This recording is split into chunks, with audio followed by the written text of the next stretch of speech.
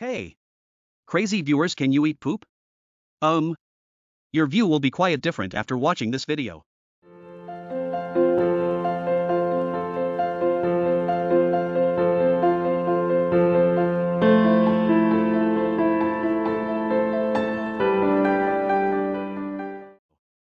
So at first glance, the idea of eating poop sounds more like a sick dare than a legitimate medical treatment.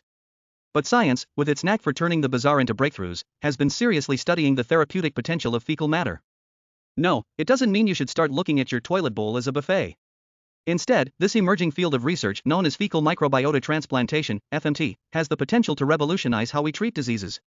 Let's dig into the surprisingly clean science behind this poop-centric phenomenon and discover why eating, or more accurately, transplanting poop could actually be good for you. So what's in poop, anyway? To understand why poop can be good for you, we first need to examine what's in it. Feces are composed of about 30% bacteria, both dead and alive. 25% undigested food. 25% water. 20% other substances like fiber, mucus, and cellular debris. The real magic ingredient is the bacteria. Your poop is home to billions of microorganisms, forming what scientists call the gut microbiome. These microbes are critical for digestion, immunity, and even mental health. A well-balanced gut microbiome can improve overall health, while an imbalance can lead to problems like obesity, depression, and chronic illnesses.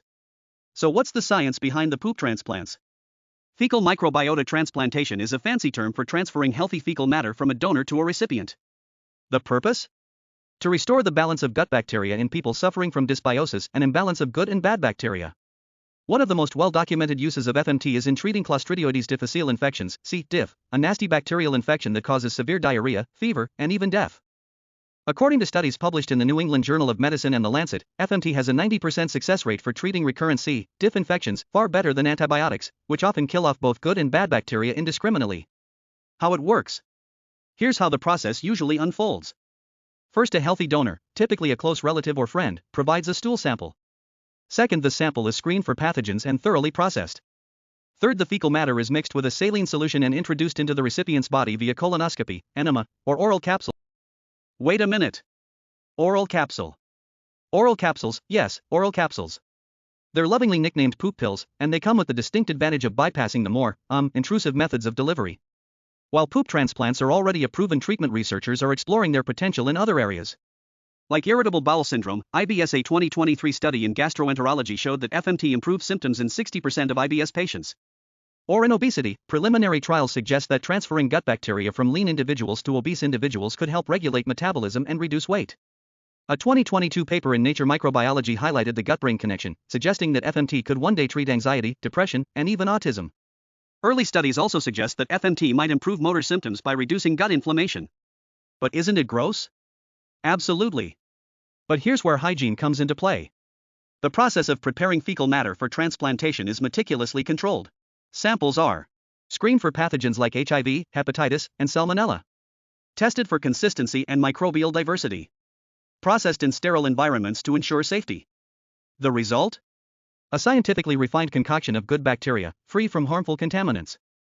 In fact, the U.S. Food and Drug Administration, FDA, regulates FMT as a biological product, requiring strict oversight for any clinical use. So while the concept may sound unsanitary, the execution is far from it. And here are some fun and weird facts about FMT for you. Who donates poop?